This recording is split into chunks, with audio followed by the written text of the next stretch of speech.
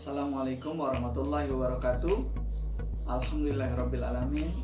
Wassalatu wassalamu ala asrofil anbiya'i wal mursalin wa ala alihi wa sahbihi ajmain. Alhamdulillah, semoga teman-teman semua, sahabat semua diberikan kesehatan oleh Allah Subhanahu wa taala, kesehatan yang paripurna agar kita bisa beraktivitas sebagaimana biasanya. Teman-teman sahabat sekalian, izinkan saya pada kesempatan kali ini akan membahas tentang manajemen pengembangan standar kompetensi lulusan. Video ini dibuat sebagai salah satu tugas dari mata kuliah yang diampu oleh Bapak Dr. Badrudin tentang dasar-dasar manajemen pendidikan di UIN Syarif Hidayatullah. Teman-teman sekalian, sahabat semuanya, saya berharap mudah-mudahan video ini memberikan manfaat khususnya buat saya, umumnya teman-teman semuanya, sahabat sekalian, dan saya mohon maaf jika masih banyak kekurangan. Kritik dan saran sangat kami tunggu. Boleh dituliskan di kolom komentar yang ada di bawah. Oke, berbicara tentang standar kompetensi lulusan, manajemen standar kompetensi lulusan, berarti kita akan berbicara tentang produk output yang dihasilkan oleh lembaga pendidikan atau institusi sekolah, institusi perguruan tinggi. Lulusan yang diukur dalam satuan minimal yang nanti akan bisa kita lihat terhadap individu yang dikeluarkan oleh sebuah institusi pendidikan. Dan ketika kita berbicara tentang standar kompetensi lulusan, berarti kita sedang berbicara tentang satu di antara 8 standar yang telah ditetapkan oleh pemerintah melalui peraturan pemerintah nomor 57 tahun 2021 sebagai penyempurnaan dari PP sebelumnya, mulai dari PP nomor 19 tahun 2005 atau PP nomor 13 tahun 2015. Teman-teman sekalian, sahabat semua yang mudah-mudahan dirahmati Allah Subhanahu wa taala. Sekali lagi, jadi ketika kita berbicara tentang standar kompetensi, berarti kita berbicara tentang desain global, tentang berbicara tentang tujuan, salah satu tujuan pendidikan yang akan dihasilkan dari sebuah institusi pendidikan. Nah, mutu pendidikan itu bisa dicuplik dari bagaimana SKL ini tercapai, dicuplik dari bagaimana hasil yang dilahirkan dari satuan pendidikan itu mencakup seluruh aspek yang diharapkan dan menjadi tujuan pendidikan nasional. Jadi ada beberapa aspek yang memang sangat dibutuhkan nanti terkait dengan perkembangan pesatnya perkembangan globalisasi saat ini. Jadi kita sekarang setelah memasuki 4.0 atau malah dibilang oleh para ahli hampir ke 5.0, kita akan masuk ke era 5.0 di mana artificial intelligence menjadi salah satu hal yang menjadi basic pengembangan, menjadi satu hal yang sangat menentukan. Oleh karenanya, hal-hal apa yang perlu, hal-hal apa yang dibutuhkan oleh bangsa, hal-hal apa yang dibutuhkan oleh institusi, hal-hal apa yang dibutuhkan oleh kita, sehingga perlu menjadi acuan dalam membuat standar kompetensi lulusan. Sahabat sekalian, kita mulai membahas satu persatu hal-hal yang berkaitan dengan standar kompetensi lulusan dan pengembangan. Mulai dari apa sih yang disebut dengan standar kompetensi lulusan? bagaimana disusun, kira-kira hal-hal apa yang perlu diperhatikan dalam pengembangan standar kompetensi lulusan. Jadi menurut PP nomor 57 tahun 2021 terkait dengan standar nasional pendidikan, kita akan menemukan yang disebut dengan standar kompetensi itu sebagai kriteria minimal tentang kesatuan sikap, keterampilan, pengetahuan yang menunjukkan capaian kemampuan peserta didik di akhir pembelajarannya di setiap jenjang pendidikan. Artinya, keterampilan apa, sikap bagaimana, dan pengetahuan seperti apa yang akan dicapai oleh peserta didik di akhir masa pembelajaran. Jadi kompetensi lulusan itu kompetensi minimal, kompetensi yang harus dimiliki oleh setiap peserta didik yang akan diukur di setiap akhir jenjang pendidikan. Jadi ada beberapa kata kunci di pengertian pemerintah ini, dari mulai pertama antara sikap, keterampilan, dan pengetahuan minimal. Yang kedua, akhir masa pembelajaran, dan yang ketiga di setiap jenjang pendidikannya. Artinya secara sederhana, yang disebut dengan standar kompetensi lulusan adalah sikap apa, keterampilan apa, dan pengetahuan apa yang harus dimiliki oleh peserta didik yang nanti diukur di akhir masa pendidikannya. Standar kompetensi lulusan ini dirumuskan.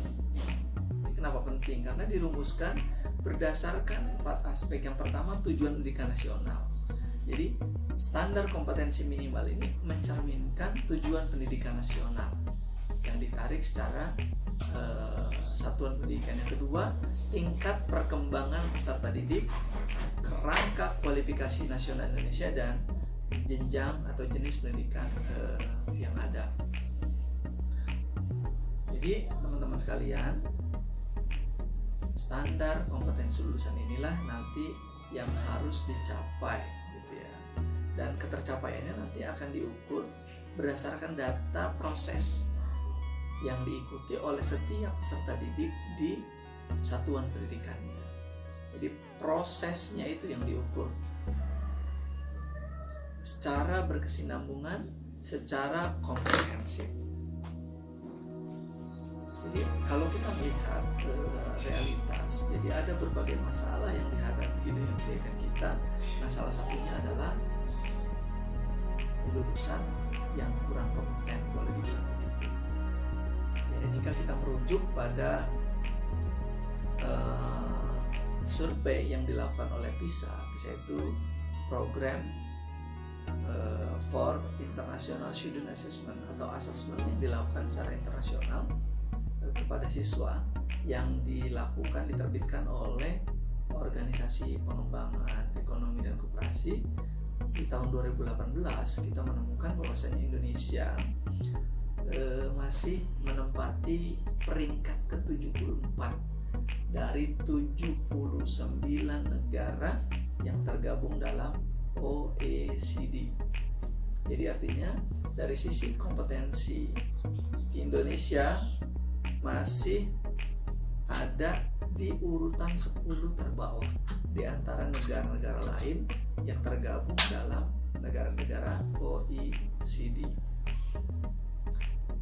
Dari penelitian hasil survei yang dilakukan oleh PISA, kita akan menemukan banyak hal. Jadi kemampuan literasi kita memang masih rendah dibandingkan negara yang lain. Selain juga, jadi kita kadang teori itu paham, tapi pada saat aplikasi kita sangat miskin. Pada saat diterapkan di dunia realitas, maka kita masih kalah dibandingkan negara-negara yang lain.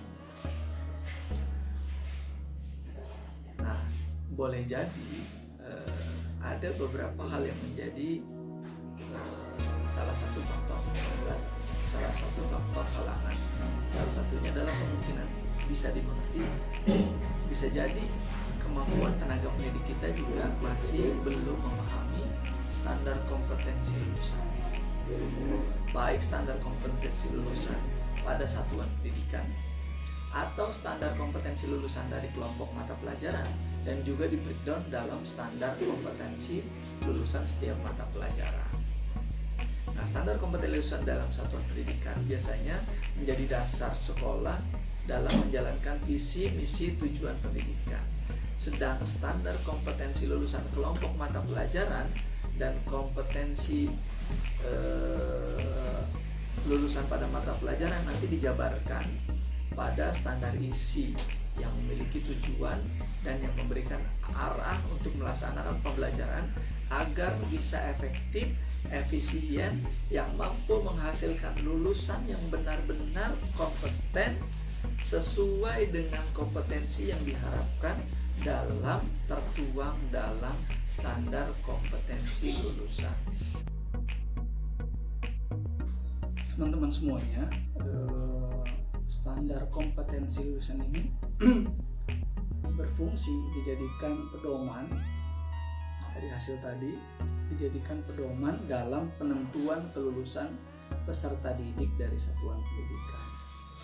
Jadi SKL inilah, hasil evaluasi SKL inilah yang menjadi pedoman bagi satuan pendidikan untuk meluluskan atau tidak meluluskan terhadap seorang peserta didik. Tapi ini dikecualikan di PP itu PAUD, di jenjang PAUD. Kalau yang PAUD masih capaian perkembangan fokusnya pada nilai agama dan moral, fisik motorik, kognitif, bahasa, dan sosial emosional.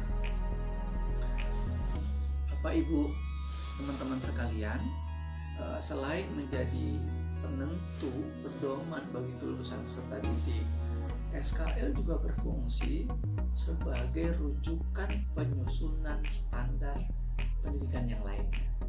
Seperti dibilang di PP nomor 57, sekarang SKL diurutkan menjadi urutan yang pertama, standar kompetensi lulusan, sebagai salah satu rujukan untuk standar-standar yang lainnya.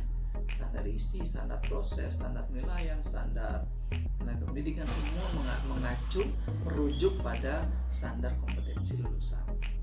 Selain itu juga arah pengembangan kualitas pendidikan secara mendasar holistik pada jenjang pendidikan dasar, menengah, dan pendidikan tinggi. Sekali lagi, SKL ini menjadi pedoman kelulusan untuk semua jenjang pendidikan di satuan pendidikan kecuali jenjang pendidikan anak usia dini. Untuk pendidikan jenjang anak usia dini, dia hanya merupakan tingkat pencapaian perkembangan anak yang difokuskan pada beberapa aspek perkembangan anak yang mencakup aspek nilai agama, moral, fisik, motorik, kognitif, bahasa, dan sosial emosional. Itu fungsi yang pertama sebagai pedoman kelulusan. Sekarang fungsi yang kedua dari standar kompetensi lulusan adalah menjadi dasar kecerdasan pengetahuan, akhlak, keterampilan anak untuk hidup mandiri pada jenjang pendidikan. Jadi kompetensi-kompetensi yang dibuat itu sebenarnya adalah kemampuan untuk peserta didik dalam rangka membina kualitas SDM sesuai dengan jenjangnya. Kompetensi untuk bisa hidup mandiri pada jenjangnya, pendidikan dasar dan menengah. Itu ya fungsi yang kedua. Jadi kompetensi yang dibuat, kompetensi yang harus dicapai, itu merupakan kompetensi memang yang harus dimiliki oleh peserta didik pada jenjangnya. Untuk hidup mandiri, untuk bisa berkontribusi, untuk bisa menjalani kehidupan sebagaimana seharusnya sesuai dengan tahap perkembangan anak di usianya.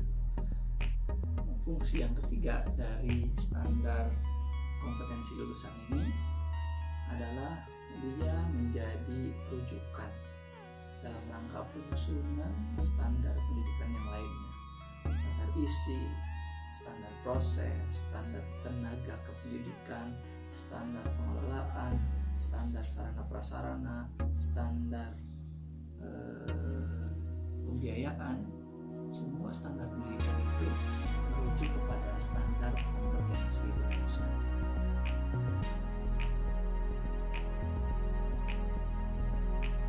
Setelah kita berbicara tentang fungsi standar kompetensi lulusan, sekarang kita akan sedikit membahas tentang tujuan SKL. Minimal ada 3 tujuan SKL. Yang pertama adalah mewujudkan standar nasional dan institusional kompetensi lulusan. Yang kedua, memberikan acuan dalam menentukan kriteria kerangka pengendalian dan quality assurance jaminan mutu lulusan. Adanya SKL ini menentukan kualitas sekaligus menjadi asuransi jaminan mutu, quality insurance bagi lulusan-lulusan yang sesuai dengan jenjangnya masing-masing. Dan yang ketiga, SKL dibuat untuk memperkuat profesionalisme melalui standarisasi lulusan secara nasional dengan tetap memperhatikan tuntutan institusi, visi misi suatu sekolah.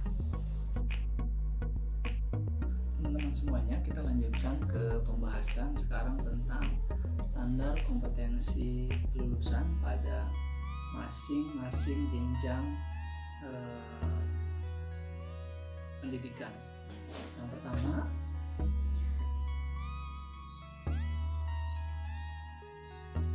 standar kompetensi di satuan jenjang pendidikan dasar ini difokuskan pada penanaman karakter yang sesuai dengan nilai-nilai Pancasila serta kompetensi literasi, numerasi, dan peserta didik. Sekali lagi, kompetensi lulusan pada satuan jenjang pendidikan dasar lebih fokus pada penanaman karakter. Yang perlu kita garis bawahi, penanaman karakter yang sesuai dengan nilai Pancasila serta kompetensi literasi dan numerasi peserta didik. Kedua, adapun standar kompetensi lulusan di jenjang pendidikan menengah umum lebih fokus pada pengetahuan untuk meningkatkan kompetensi peserta didik agar dapat hidup mandiri dan mengikuti pendidikan lebih lanjut. Yang ketiga, standar kompetensi lulusan di jenjang pendidikan menengah kejuruan difokuskan pada keterampilan kompetensi meningkatkan kompetensi peserta didik agar dapat hidup mandiri dan mengikuti pendidikan yang lebih lanjut sesuai dengan kejuruannya. Dan yang terakhir, pada jenjang perguruan tinggi, standar kompetensi lulusan ini difokuskan pada persiapan peserta didik atau mahasiswa untuk menjadi anggota masyarakat yang berakhlak mulia, memiliki pengetahuan, keterampilan, kemandirian, dan sikap untuk menemukan, mengembangkan, dan menerapkan ilmu pengetahuan, teknologi, dan seni yang bermanfaat bagi kemanusiaan. Artinya, standar jenjang pendidikan tinggi sudah lebih siap pakai dalam rangka pengembangan ilmu pengetahuannya, teknologinya di kehidupan kemasyarakatan. Itu beberapa standar yang nanti akan kita bahas lebih lanjut sesuai dengan kompetensi di jenjang masing-masing. Teman-teman sekalian, kita masuk ke apa sih standar kompetensi lulusan yang dijadikan pedoman oleh satuan pendidikan menjadi acuan dalam rangka kelulusan atau tidaknya peserta didik. Sebagaimana yang kita ketahui di awal, bahwasanya SKL itu mencakup 3 aspek. Yang pertama sikap, keterampilan, dan pengetahuan. Yang pertama sikap. Sikap seperti apa yang ada dalam standar kompetensi lulusan? Yang pertama, peserta didik memiliki perilaku yang mencerminkan sikap orang yang beriman, berakhlak mulia, percaya diri, bertanggung jawab dalam berinteraksi secara efektif dengan lingkungan sosial dan alam, serta menempatkan dirinya dalam cerminan bangsa dan dalam pergaulan dunia. Yang kedua, dari sisi keterampilan, peserta didik juga memiliki kemampuan pikir dan bertindak yang secara efektif dan kreatif pada ranah abstrak dan konkret terkait dengan pengembangan dari yang dipelajarinya di sekolah sesuai dengan bakat, minat, dan kemampuannya. Dan yang ketiga, terkait dengan pengetahuan, peserta didik memiliki pengetahuan faktual, konseptual, prosedural, metakognitif dalam ilmu pengetahuan, teknologi, seni, budaya, humaniora dengan wawasan kebangsaan, kenegaraan, dan peradaban. Yang pertama, kita akan masuk ke pembahasan tentang standar kompetensi lulusan dari sisi sikap. Sikap SD, SMP, SMK, dan perguruan tinggi memiliki kompetensi lulusan yang semuanya mencerminkan perilaku yang mencerminkan sikap orang beriman, berakhlak mulia, percaya diri, bertanggung jawab dalam berinteraksi secara efektif dengan lingkungan sosial dan alam. Bedanya antar tingkatan SD, SMP, SMA, perguruan tinggi, kalau anak-anak SD, sikap itu dicerminkan di sekitar rumah, sekolah, dan tempat bermainnya. Sedangkan anak SMP, jangkauannya lebih luas lagi. Jangkauan sikap itu tercermin dalam jangkauan pergaulan dan keberadaannya.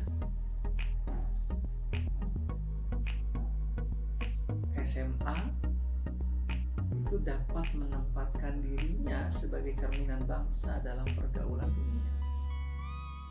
Dan semakin tinggi di perguruan tinggi, ditambah lagi dia dapat berkontribusi aktif dalam kehidupan berbangsa bernegara, termasuk berperan dalam pergaulan dunia dengan menjunjung tinggi penegakan. Inilah dimensi sikap yang diharapkan oleh standar kompetensi lulusan di setiap jenjang pendidikan. Dimensi yang kedua pada standar kompetensi lulusan adalah dimensi pengetahuan. Setelah dimensi sikap kita ketahui, sekarang kita masuk kepada dimensi pengetahuan. Pengetahuan yang harus ada pada setiap jenjang pendidikan adalah pengetahuan yang bersifat faktual, baik konseptual, prosedural, metakognitif, yang terkait erat dengan seni, ilmu, pengetahuan, teknologi, seni budaya, dan humaniora, yang terkait dengan wawasan kebangsaan dan peradaban. Teman-teman sekalian, untuk masing-masing jenjang itu hanya dibedakan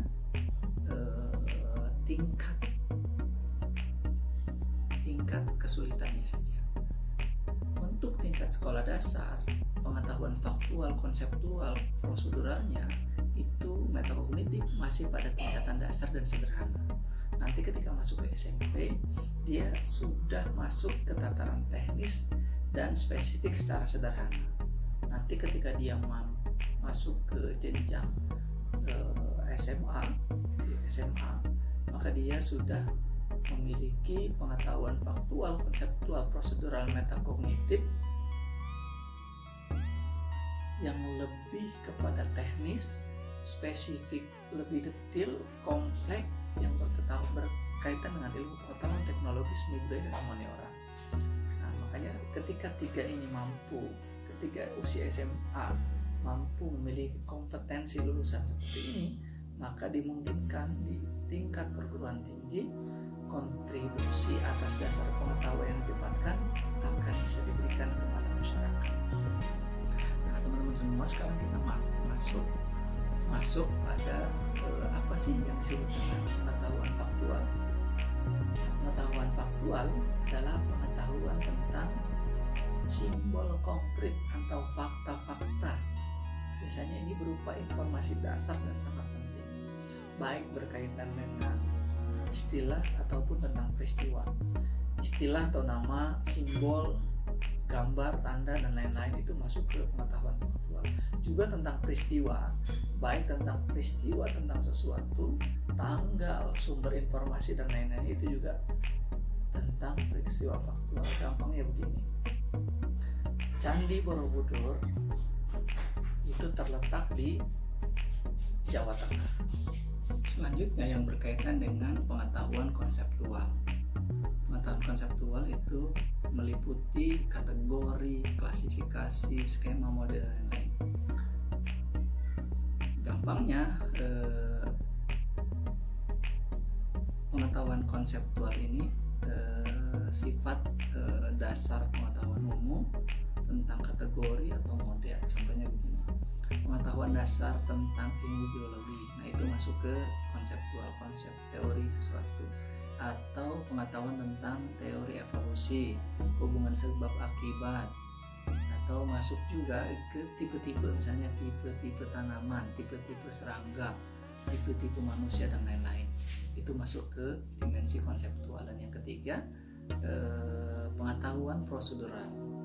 Pengetahuan prosedural adalah pengetahuan bagaimana melakukan sesuatu. Prosedur, contoh paling mudah ini, kalau kita masuk ke lab itu ada prosedur-prosedur, kira-kira melakukan penelitian ini itu seperti apa, melakukan penelitian ini seperti apa, langkah-langkahnya seperti apa. Itulah yang disebut dengan pengetahuan prosedural. Yang terakhir adalah pengetahuan metakognitif. Pengetahuan metakognitif ini dalam taksonomi Bloom merupakan pengetahuan tingkat tertinggi. Ini adalah pengetahuan dalam mengetahui dan memiliki kesadaran akan diri sendiri, yang termasuk dalam metakognitif juga kemampuan kecakapan strategi kognitif melalui berpikir multi perspektif dan multinasional. Artinya dengan kemampuan ini dirinya bisa mengevaluasi, bisa memilih, bisa menginovasi, dan bisa mengkreasi. Dimensi ketiga pada SKL adalah dimensi keterampilan. Setelah kita mempelajari yang pertama dimensi sikap, yang kedua dimensi pengetahuan, dan yang ketiga adalah dimensi keterampilan. Dimensi keterampilan yang dimaksud adalah memiliki keterampilan, peserta didik memiliki keterampilan dalam berpikir dan bertindak sesuai dengan kreasi, produktif, kritis, mandiri, kolaboratif, dan komunikatif melalui pendekatan ilmiah sesuai dengan jenjang dan tahap perkembangan yang relevan dengan tugas yang diberikan. SD, dengan tugas SD dia punya keterampilan dalam menyelesaikan masalahnya di jenjang perkembangannya. SMP juga sama, mampu berpikir kreatif sesuai dengan tugas, problem yang relevan dengan mempelajari hal baru sesuai dengan sumber-sumber lain yang mandiri. Sedangkan SMA juga memiliki keterampilan yang sama, kreatif, produktif, kritis, mandiri, kolaboratif, komunikatif, dengan melalui bukan hanya tugas yang diberikan, tapi menggunakan sumber yang lain secara mandiri. Untuk semuanya itu tadi 3 aspek SKL yang telah kita bahas, baik dari segi sifat, dari dimensi pengetahuan, dari dimensi keterampilan. Ketiganya memang harus menjadi kompetensi minimal yang dimiliki oleh setiap peserta didik pada satuan pendidikan. Untuk standar kompetensi lulusan dalam hal kelompok mata pelajaran atau mata pelajaran nanti akan lebih banyak dibahas berkaitan dengan standar isi pendidikan. Teman-teman sekalian, perlu juga kita bicarakan tentang prinsip pengembangan kompetensi lulusan. Setelah ada ketercapaian karena standar kompetensi yang ditetapkan oleh pemerintah adalah standar minimal, maka setiap sekolah itu boleh mengembangkan visi misi tujuan satuan pendidikan masing-masing. Karena basisnya KTSP, kurikulum tingkat satuan pendidikan, maka setiap satuan pendidikan diperbolehkan untuk mengembangkan kompetensi lulusan. Ada beberapa hal prinsip yang mesti kita perhatikan. Yang pertama, berorientasi pada tujuan. Ya, kita pastikan karena SKL nih bagian dari quality assurance, maka ketika kita membuat sekolah dimaksudkan untuk tujuan tertentu, misalnya kualifikasi atau kompetensi lulusan kita bisa mampu untuk menghafal 3 juz Al-Quran, 40 hadis arba'in, maka kita fokus pada orientasi tujuan, visi dan misi yang hendak dikembangkan pada SKL yang kita buat. Yang kedua, dalam pengembangan SKL juga perlu memperhatikan relevansi. Relevansi apa? Jadi zaman ini senantiasa cepat berubah. Masalah manusia silih berganti sesuai dengan kehidupan zaman. Sekarang zamannya 4.0 menuju 5.0 dengan fleksibilitas, dengan dinamika masalah yang begitu tinggi, maka kita pastikan bahwasanya standar kompetensi lulusan itu kita sesuai dengan zamannya. Dan termasuk dalam relevansi juga kita melihat, memperhatikan kesesuaian standar kompetensi lulusan kita dengan kearifan lokal yang ada. Ini penting karena boleh jadi kita di era globalisasi ini tidak menguasai dimensi lokal. Karena dunia ini semakin sempit, kalau kita memperhatikan masalah-masalah lain yang bukan malah menjadi keunggulan lokal yang kita miliki. Oleh karenanya perlu, jika kita ingin mengembangkan dan prinsip pengembangan kompetensi lulusan, untuk memperhatikan relevansinya dengan kearifan lokal. Dan yang terakhir juga kita pastikan pengembangan kompetensi lulusan ini sifatnya fleksibel, suatu waktu juga bisa berubah. Efisien dan efektivitas juga perlu diperhatikan. Mungkin ini beberapa hal yang terkait dengan standar kompetensi lulusan atau standar SKL yang menjadi pembahasan di 8 standar nasional pendidikan. Semoga saja penjelasan singkat ini bermanfaat buat saya pribadi dan kepada teman-teman semua yang menyaksikan channel ini. Sekali lagi, kritik dan sarannya boleh dituliskan di kolom komentar. Kritik dan saran Anda sangat bermanfaat buat saya secara pribadi dalam mengembangkan dan memahami hal-hal yang terkait dengan standar kompetensi lulusan. Demikian dari saya, kami aturkan terima kasih banyak. Assalamualaikum warahmatullahi wabarakatuh.